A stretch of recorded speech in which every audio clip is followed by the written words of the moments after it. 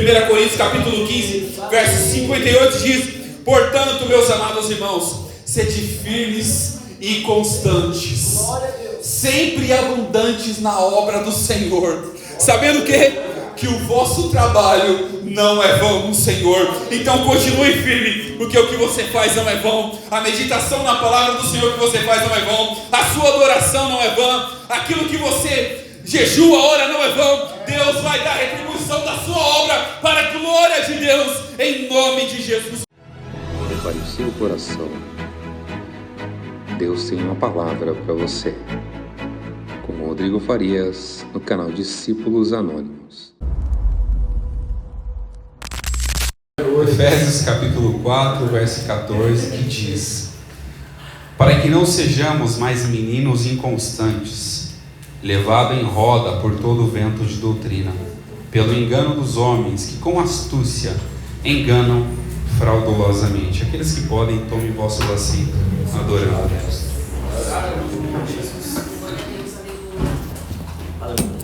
Estamos diante de uma palavra, a carta de Paulo aos Efésios. Paulo sempre se preocupou muito com o crescimento, o desenvolvimento da igreja. Ele sempre se preocupou muito em falar de Cristo para a igreja, para que a igreja fosse fundamentada na rocha que é Cristo Jesus. Paulo sempre teve essa preocupação. Eu acho que louvável a preocupação de todos os líderes que se preocupam em levar a palavra, o evangelho e o poder de Cristo a todas as pessoas. E Paulo era um líder que sempre estava constante naquilo que ele fazia. Ele não retrocedia, ele enfrentava os altos e baixos, enfrentava as dificuldades para quê? Para que o nome de Jesus fosse mais pregado em todos os campos onde ele passava. Que o nome de Jesus fosse mais pregado e a igreja pudesse crescer não só na graça, mas também no conhecimento de Cristo. E com isso eu quero deixar um tema: sejamos constantes. A título de introdução, nós sabemos que muitas pessoas se levantam dizendo seres espirituais, dizendo ser homens e mulheres de Deus, mas negam a eficácia e o poder do Evangelho de Cristo. Em 1 João, no capítulo 4, no verso 1, o escritor João diz: não creais a todo espírito, mas provai se os espíritos são de Deus, porque já muitos falsos profetas se têm levantado no mundo. E há sempre uma cautela quando João começa a escrever para a gente tomar cuidado, porque muitas pessoas vão se levantar, muitos vão dizer que são de Cristo, que pregam o nome de Cristo, que fazem e acontecem, colocam sempre o eu na frente e esquecem de colocar Cristo. E dentre esses nós descobriremos quem é de Cristo e quem não é, porque se a pessoa sempre quer o crédito para ela sempre quer que ela seja glorificada, ela seja adorada, o nome dela sempre esteja em ênfase, logo ela deixa de lado todo o evangelho de Cristo, o poder de Cristo, e totalmente esquece de tudo que Cristo pregou, que foi o amor e a salvação de toda a humanidade. Ainda em 1 João, no capítulo 4, no verso 2, nós conheceremos quem realmente tem o Espírito de Deus, aquele que confessa que Jesus Cristo veio em carne, esse é de Deus. Aleluia. Logo, se aquelas pessoas deixam de confessar Jesus, mas querem confessar que fazem prodígios, sinais e maravilhas, não que isso seja errado, ou seja pecado, ou seja algum tipo de condenação, mas quando você coloca um milagre acima da sua salvação, quando você coloca um parente acima da sua salvação, quando você coloca o seu cônjuge acima da sua salvação, quando você coloca alguém importante, alguma coisa acima da sua salvação, você negou todo o sacrifício de Cristo e a salvação da sua vida. Então nós precisamos confessar todos os dias que Jesus Cristo veio em carne, habitou entre nós, fez servo, se humilhou até a morte de cruz. Por isso que Deus o exaltou soberanamente. Ele deu um nome que é sobre todos os nomes. Nós temos que confessar sempre esse Cristo e jamais ser confundido, não querem todas as coisas, examinar as escrituras, inclusive eu aconselho os irmãos manter as nossas Bíblias abertas para acompanhar a pregação dentro das escrituras. Se eu falar alguma coisa que não é de mim, me corrija no final, mas não deixe eu pregar além daquilo que é o Evangelho de Cristo, que é para a salvação da vida de todos nós. Nós precisamos deste Evangelho, nós precisamos dessa salvação, e nós só encontraremos em Cristo Jesus, que é o autor e consumador da nossa fé. Não se engane.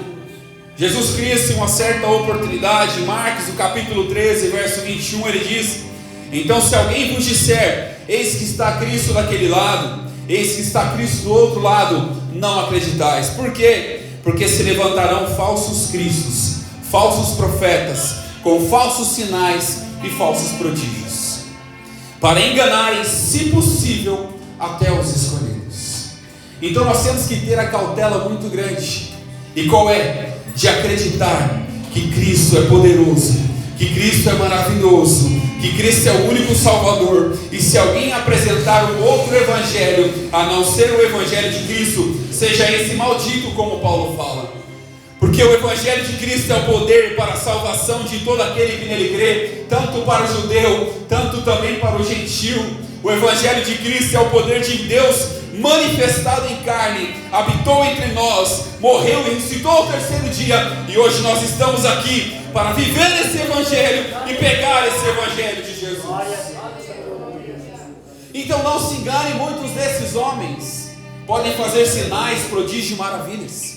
Eles podem curar, eles podem fazer sinais, fazer com que água se transforme em vinho, fazer com que objetos sejam flutuados.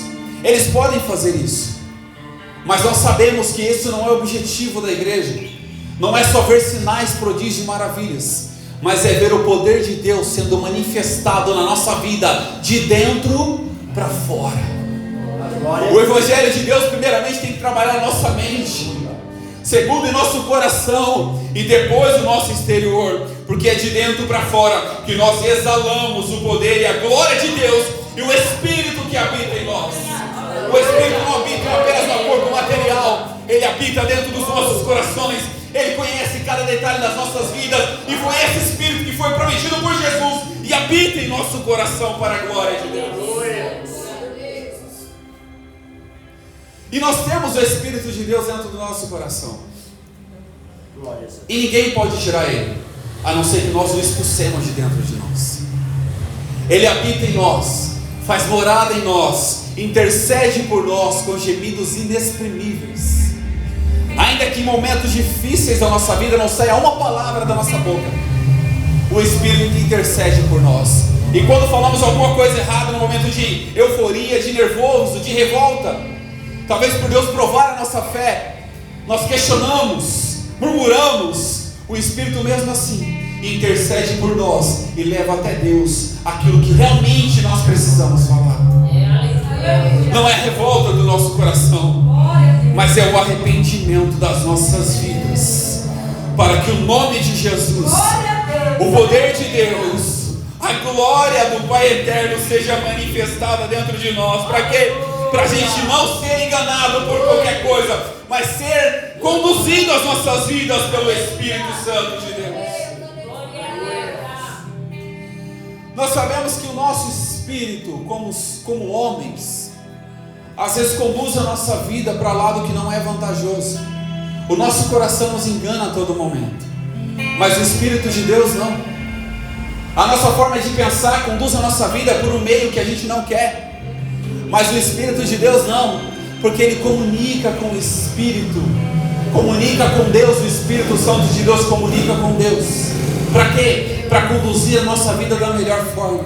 Então, se é para ouvir, se é para buscar, busque a presença do Senhor cada dia mais. Se é para ouvir, medite na palavra do Senhor de dia e de noite, para você não ser enganado, porque o que conduz a nossa vida, o que conduz a nossa esperança é conhecer o Evangelho de Cristo, porque o Evangelho de Cristo aponta para a cruz, e a cruz aponta para a nossa salvação. Então nós precisamos aprender. Nós só não seremos enganados se tivermos conhecimento daquilo que nós professamos, da fé que nós professamos. É fácil chegar para todas as pessoas e falar: eu creio em Jesus Cristo. É fácil eu falar para todo mundo, falar eu creio em Jesus Cristo, mas as minhas obras são totalmente contrárias com a fé que eu professo. Aquilo que eu faço não condiz com o que eu prego. Aquilo que eu faço não condiz com a minha vida lá fora. Aquilo que eu faço não condiz com quem eu sou no meu trabalho. Logo, o evangelho que eu prego é um evangelho que não tem valor nenhum, porque não é acompanhado de obras. Porque o que adianta eu pregar? O que adianta eu falar? Mas se a minha vida está totalmente torta, se a minha vida está totalmente afastada do evangelho de Cristo, o que adianta eu ganhar o mundo inteiro e perder a minha alma? O que adianta eu ganhar tudo nessa vida e perder a minha salvação, que foi paga com preço de sangue na cruz do Calvário? O que adianta eu conquistar bens materiais, ter a minha conta recheada de dinheiro, ter influência, e o meu nome não estiver escrito no livro da vida? Nada adianta. Eu preciso ter o meu nome escrito no livro da vida.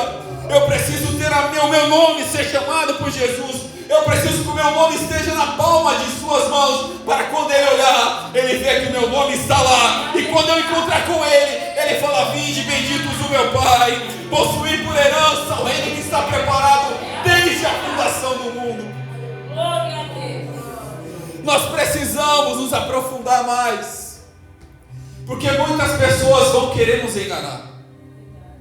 Nesse cenário que eu apresentei, Jesus está falando justamente sobre o fim dos tempos, o momento do fim, que muitas pessoas se levantariam, falsos cristos, falsos profetas. E nós não vemos isso hoje? Nós vemos. Só basta acessar o nosso celular, abrir o Instagram, Facebook, abrir as redes sociais, abrir Twitter, Google. Só basta nós fazermos isso e nós vamos ver notícias, aberrações, que se chamam o Evangelho, mas não são. Falam do Evangelho, mas não vivem. Pregam o Evangelho, mas distorcem tudo aquilo que Cristo pregou.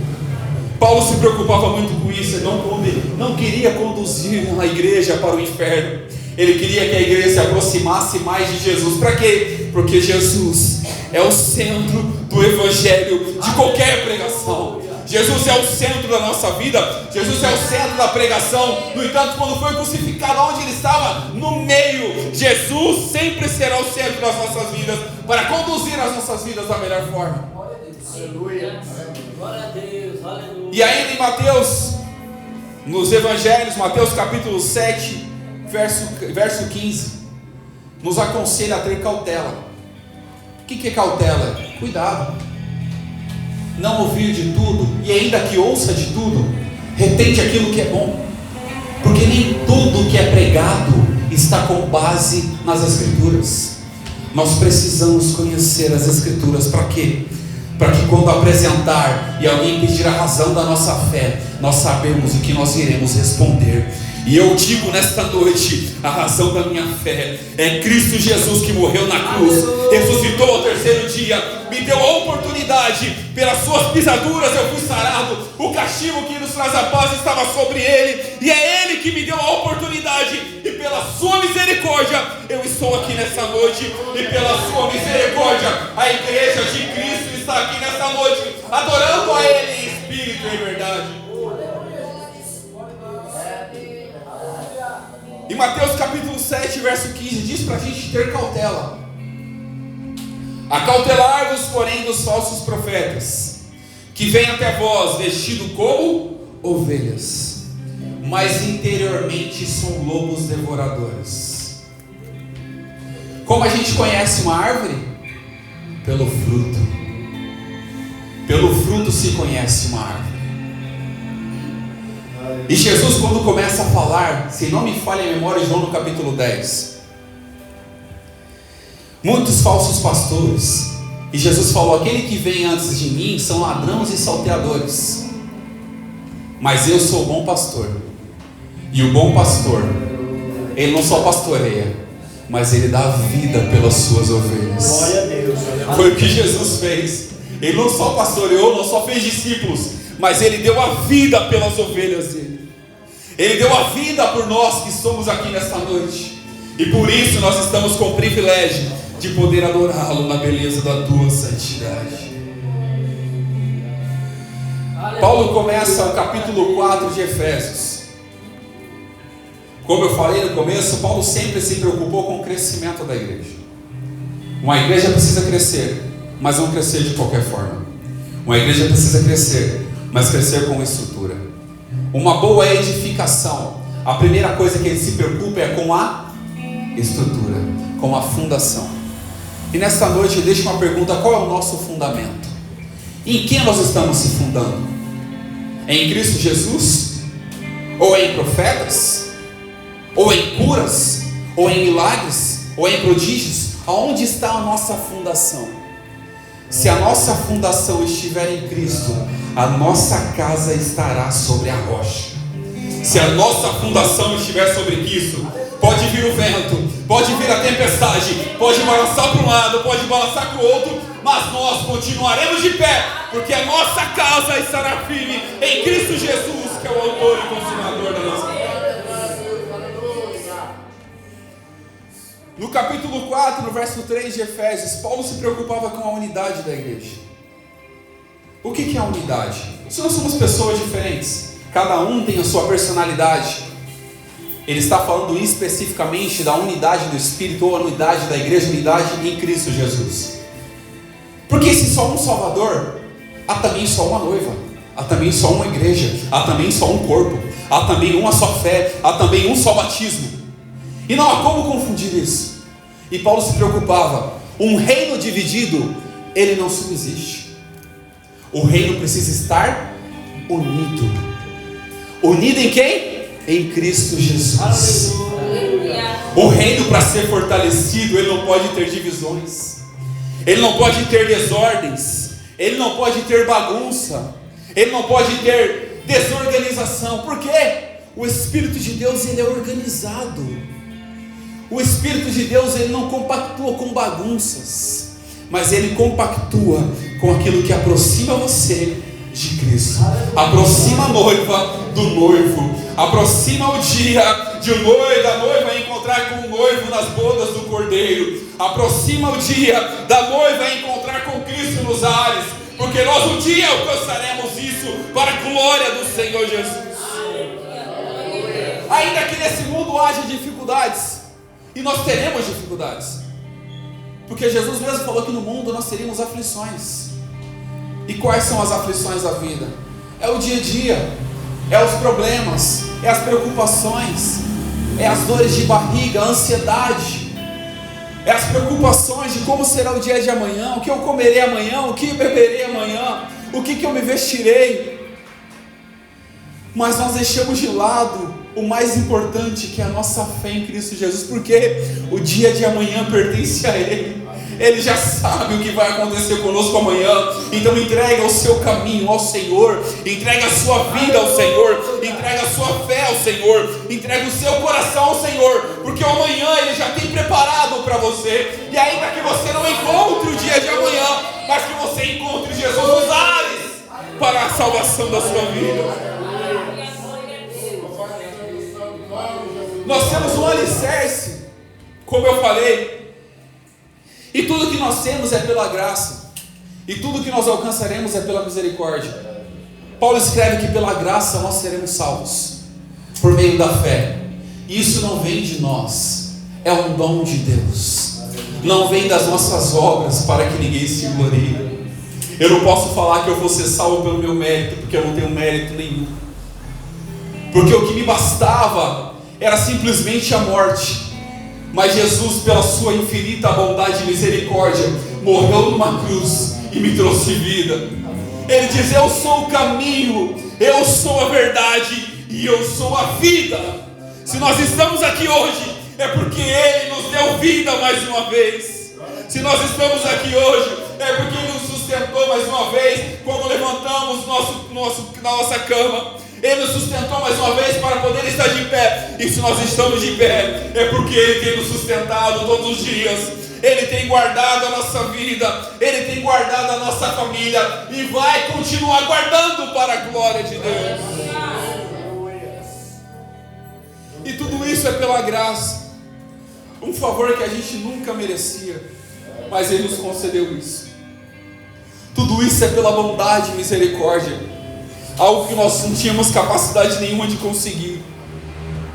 Ele abriu mão de tudo isso. Isaías 53 diz que ele foi levado como ovelha muda ao matadouro, mas ele não abriu a sua boca. E às vezes nós passamos por um momento difícil, a primeira coisa que nós fazemos é: eu vou questionar a Deus, eu vou reclamar com Ele, eu não estou gostando disso. E nós fazemos isso. Quem é que nunca fez isso? Eu já fiz isso. Eu já questionei a Deus em determinados momentos da minha vida: Senhor, eu não aguento isso, eu não aceito isso, eu não suporto isso. E talvez Ele faz a gente lembrar nessa noite: maior sofrimento eu suportei na cruz. Eu levei uma cruz sobre os meus ombros. Eu fui colocado sobre mim uma coroa de espinhos. Furaram as minhas mãos, furaram os meus pés, me penduraram no mais alto madeiro. Eu sofri tudo isso para que hoje você tivesse vida. Eu sofri tudo isso para que hoje você tivesse paz. Eu sofri tudo isso porque eu te amei. Por amor à nossa vida, Jesus foi obediente ao Pai e foi até a morte. Jesus foi obediente ao Pai e morreu numa morte de cruz, para que hoje nós tivéssemos o privilégio de nos reunirmos como igreja. E para a gente ter ideia, nós não somos uma igreja qualquer, nós não somos um movimento qualquer. Nós temos fundamento, e o nosso fundamento está em Cristo Jesus. Nós não somos um movimento qualquer, nós não temos qualquer fé, nós não temos qualquer esperança, porque a nossa esperança está na vinda do nosso Senhor Jesus. No abrir e fechar de olhos ante a última trombeta, os que morreram em Cristo ressuscitarão primeiro.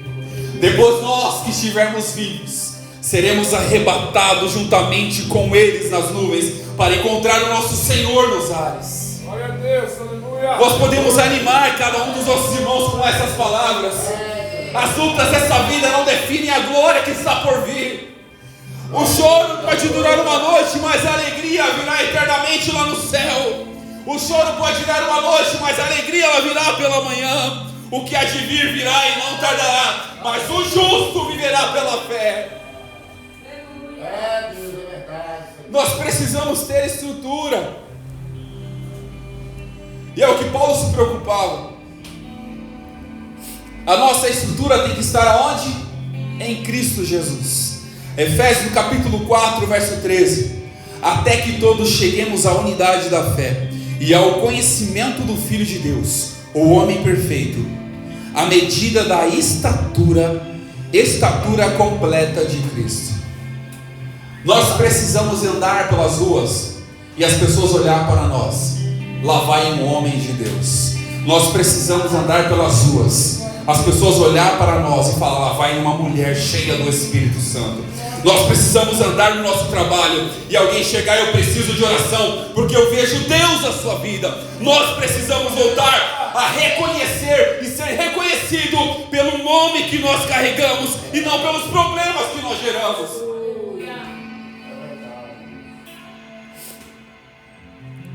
E nós chegamos no verso que nós lemos. E é com estrutura que nós não seremos levados por qualquer vento de doutrina. Efésios capítulo 4, verso 14: para que não sejais mais meninos inconstantes. Nós precisamos ser constantes. O que é constância? É eu estar sempre caminhando, sempre batalhando, sempre acreditando, sempre orando, sempre jejuando, sempre buscando, sempre fazendo a vontade do Senhor. Isso é constância. Aleluia. Aleluia. E Paulo fala sobre os meninos inconstantes. O que é menino? Quem é que já teve a oportunidade de ser jovem aqui? Todos tivemos a oportunidade de ser jovem. E quem é que não teve aquela empolgação de achar que sabe tudo? Eu, com meus 13, 14 anos de idade, Minha mãe ia falar alguma coisa, eu falava para ela: não se preocupa não, mãe, eu sei disso. Eu já sabia de tudo. Um menino nunca vai ter a capacidade de aprender mais. Nós precisamos passar dessa fase. Uma criança se alimenta de leite, um menino se alimenta de pouco alimento, mas aquele que é adulto e tem estrutura espiritual se alimenta da palavra de Deus de dia e de noite e tem a graça do Senhor no coração. Nós deixamos de lado a fase de menino. Hoje nós somos maduros espiritualmente. Nós temos maturidade em Cristo Jesus para não sermos levados por qualquer coisa. E quando Paulo fala sobre o vento, o que nós entendemos sobre o vento? É aquilo que vem e vai. É algo rápido, passageiro. O Evangelho de Cristo nunca foi passageiro. Muitos homens tentaram parar grandes profetas. Muitos homens tentaram parar grandes apóstolos. Muitos homens grandes tentaram parar discípulos.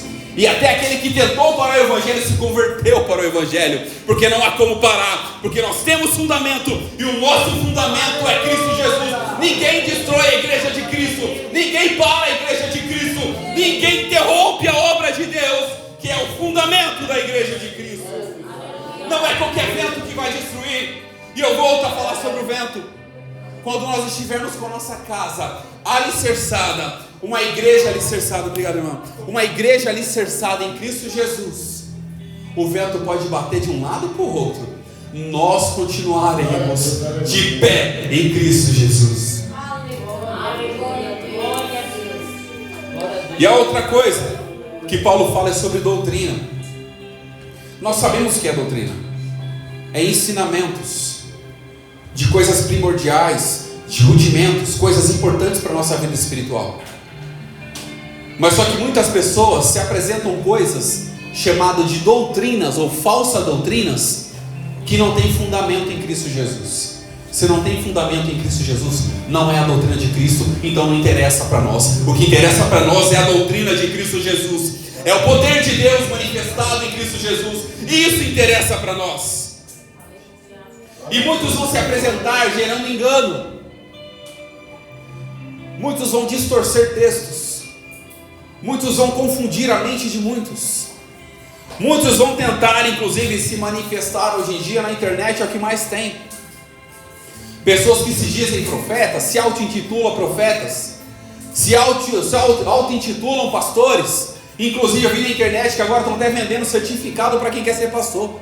Não é mais chamado, você tem que comprar agora. Aonde já se viu você comprar o chamado? Você não compra o seu chamado. Ou você é, ou você não é. Ou você foi chamado, ou você não foi chamado. Não adianta querer ultrapassar os limites. Deus sabe quem você é. Ele conhece você por dentro e por fora. Ele sabe da sua estrutura. Então não adianta ultrapassar, arrumar métodos para poder ganhar. Não, você precisa estar constante, porque no momento certo, o que você precisa fazer, Deus vai colocar nas suas mãos para você fazer.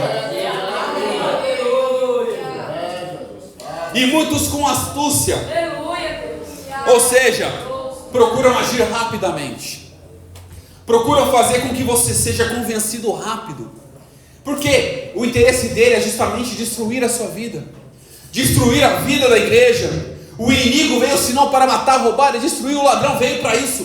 E quem é o ladrão? É o inimigo das nossas vidas. Ele veio para matar, roubar e destruir. Mas o nosso Jesus Cristo, Ele veio para dar vida e vida em abundância. O nosso Jesus não veio só dar vida, Ele veio dar abundância de vida para nós. O que o mundo acha que é alegria, nós conquistamos na presença do Senhor. O que o mundo procura nas bebidas, nós encontramos em Cristo Jesus. O que as pessoas procuram na droga, nós encontramos em Cristo Jesus, que é a alegria da nossa salvação. Só em Cristo Jesus nós encontraremos. E muitos fraudulentos vão se levantar ainda, por se multiplicar a iniquidade. O amor de muitos se esfriará. Muitas pessoas com amor frio vão tentar esfriar a sua vida. Mas não esqueça do que eu vou dizer. Você vai procurar a chama do Espírito Santo no lugar certo. Glória a Deus. Você não vai procurar fogo em qualquer lugar, não. Você vai buscar o fogo do Espírito. Você vai aquecer a sua vida na presença do Senhor. Você vai dedicar a sua vida a cada dia mais à presença do Senhor. Para quê? Para que você seja cada dia mais firme e constante na presença do Senhor.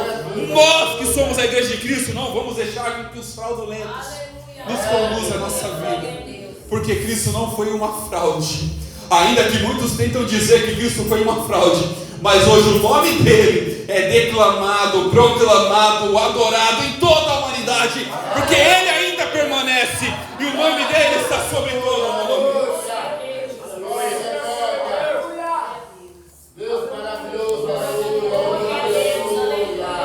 E quando falsas doutrinas se levantarem, não dê crédito. O que é dar crédito? Quem já teve a oportunidade, uma certa feita, de jogar aqueles videogames, o fliperama, e de repente quando está acabando o jogo, o que você fala? Oh, coloca mais um pouquinho de crédito para eu continuar o meu jogo. Não dê crédito, não caia no jogo do inimigo. Não caia no jogo dele. O intento dele, a intenção dele é te enganar. Mas dê crédito para quê? Dê crédito para a palavra de Deus. Você vai continuar no jogo, mas é o jogo que Cristo preparou para você jogar. É o jogo, é a obra de Deus. Esse é o que nós temos que estar todos os dias, plantados, arraigados e fundados para a glória do Senhor Jesus. 1 Timóteo no capítulo 4, verso 1 diz: mas o Espírito expressamente diz que nos últimos tempos apostatarão alguns da fé, dando ouvidos a espíritos enganadores e doutrinas de demônios. E que nesta noite nós jamais possamos apostatar da nossa fé, mas que a nossa fé possa estar viva. E a nossa fé só terá vida quando pararmos para ouvir, quando dermos crédito à palavra, porque a fé ela vem pelo ouvir, e ouvir a palavra de Deus, e isso aquecerá a nossa fé e fará com que a gente continue de pé para a glória do Senhor Jesus. Nós não estamos de pé porque nós somos bons, nós não estamos de pé porque nós somos elegantes ou bonitos, não. Nós só estamos de pé porque Jesus colocou a gente de pé e vai continuar nos abençoando. E que cada dia mais, que nós possamos cada dia mais estar alicerçados em Cristo, conhecer a Cristo nos mais detalhes, buscar conhecer a Jesus, buscar conhecer a nossa salvação, buscar conhecer quem é Cristo, viver a Cristo em nossas vidas todos os dias, viver o Evangelho de Jesus dentro do nosso coração. Para quê? Para que nós possamos ter estrutura, e estrutura em um só corpo, em uma só fé, em uma só esperança, em uma só salvação, em um só batismo, porque assim nós alcançaremos a tão sonhada salvação das nossas vidas. E para a gente concluir, 1 Coríntios capítulo 15, verso 58 diz: portanto, meus amados irmãos, sede firmes e constantes, sempre abundantes na obra do Senhor, sabendo que o vosso trabalho não é vão no Senhor. Então continue firme, porque o que você faz não é vão. A meditação na palavra do Senhor que você faz não é vão. A sua adoração não é vã. Aquilo que você jejua, ora, não é vão. Deus vai dar retribuição da sua obra para a glória de Deus, em nome de Jesus. Que Deus abençoe a cada um, em nome de Jesus.